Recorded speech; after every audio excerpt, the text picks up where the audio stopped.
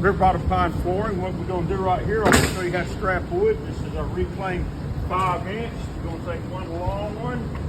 We're going to take another long one to the base, kind of just put it together a little bit. And we're going to take one, slide down right like that. We got a bunch of little small ones right here.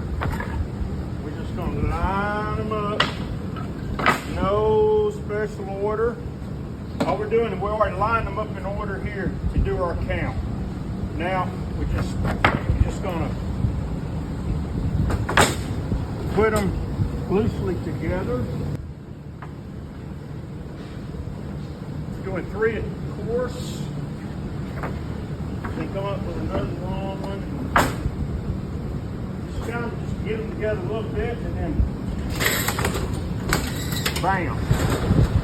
Like magic.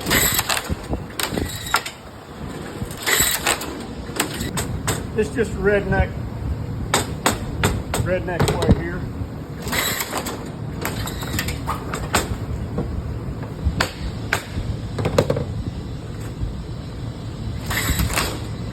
Bam!